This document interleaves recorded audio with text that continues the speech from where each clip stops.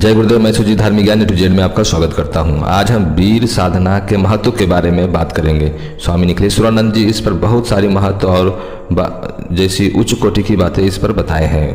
यूँ तो संसार में हजारों साधना है, परंतु उनमें से वीर साधना अपने आप में अत्यंत ही महत्वपूर्ण और दुर्लभ है।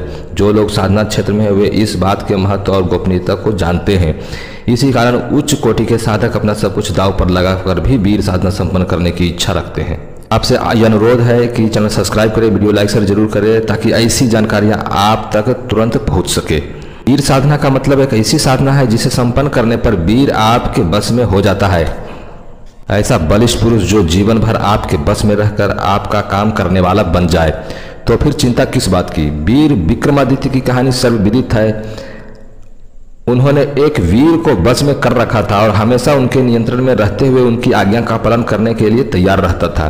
जब जो भी आज्ञा विक्रमादित्य देते एक पल में ही उस कार्य को पूरा कर देता। विक्रमादित्य उस वीर की सहायता से ही अपने सारे शत्रुओं को काबू में किए थे। उसकी सहायता से ही जब राज्य पर पड़ोस की फौजें चढ़ आई तो पूरी फौज का सफाया किया। वीर की सहायता से ही विक्रमादित्य अपने राज्य में अपार धन संपत्ति जोड़ ली और उसी की सहायता से वह सारे संसार में विख्यात हुए। राम भक्त हनुमान ने भी वीर साधना संपन्न कर रखी थी, इसलिए उनको महावीर हनुमान कहते हैं। उस वीर की सहायता से वह 400 योजन का समुद्र एक ही छलांग में पार कर सके थे। ऐसी वीर की सहायता से ही लंका में अशोक वन को तहस नहस कर अपनी धाक जमा सके और उस वीर की सहायता से ही बड़े बड़े पर्वतों को गेंद की तरह हथेली पर लेकर कहीं पर भी फेंक सकते थे। शंकराचार्य ने भी वीर साधना संपन्न कर रखी थी, जिसकी वजह से 24 घंटे उनकी सुरक्षा बनी रहती थी। वीर की सहायता से ही जब वह जंगल में एक स्थान से दूसरे स्थान को जाते तो वीर उनका सही मार्ग निर्देशन करता रहता था। जंगल के हिंसक पशुओं से भी रक्षा वही करता था। वीर की सहायता से ही शंकराचार्य ने अकेले पूरे भारत वर्ष में बौद्ध धर्म की बढ़त को रोका और हिंदू धर्म को पुनः स्थापित करने में सफलता पाई।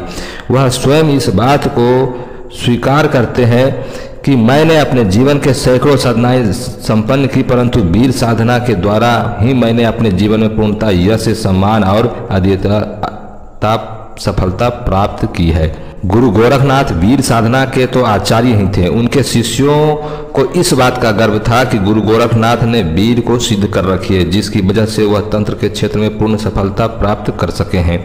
यद्यपि कई लोगों ने मिलकर भी गुरु गोरखनाथ को मारने की चेष्टा की, परंतु गुरु गोरखनाथ अकेले ही सैकड़ों का मुकाबला कर सके और विजय प्राप्त कर पाए। जिस प्रकार भूत साधना या शून्य साधना संपन्न कर जीवन की प्रत्येक आवश्यकता को पूरा किया जा सकता है, उसी प्रकार वीर साधना के द्वारा भी संसार के कठिन से कठिन कार्य को संपन्न किया जा सकता है।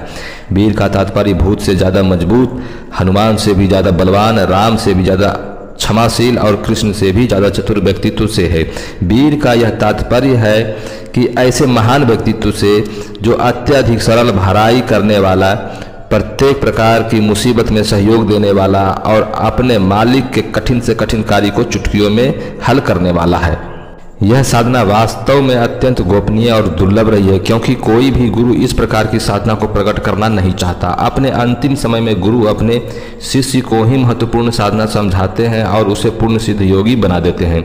आज के युग में भी जहाँ कई योगी सन्यासी इस साधना में सिद्ध हैं, वहीं कई गृहस्थ भी इस साधना को संपन्न करने में सफलता प्राप्त कर चुके हैं। नेपाल के रणवीर थापा, गोरखपुर के बालकृष्ण आचार्य, दिल्ली के कृष्ण यादव, देहरादून के सरोजनी बहन आदि ऐसे गृहस्थ साधक साधिकाएं हैं जिन्होंने सफलतापूर्वक इस साधना को सिद्ध किए हैं और पूर्ण सफलता पाई है।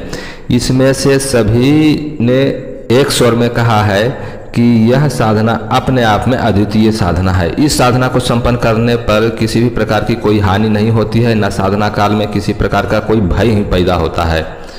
गायत्री उपासक और सरल स्वामी गृहस्थ साधक भी इस साधना को संपन्न कर सकते हैं। यह सारी जानकारी नारायण दत्त श्रीमाली जी के पुस्तक तंत्र साधनाएं से ली गई है। और ये जानकारी अगर आप लोगों को अच्छी लगी हो तो कृपया चैनल सब्सक्राइब करें, वीडियो लाइक शेयर जरूर करें। अंत तक देखने के लिए धन्यवाद।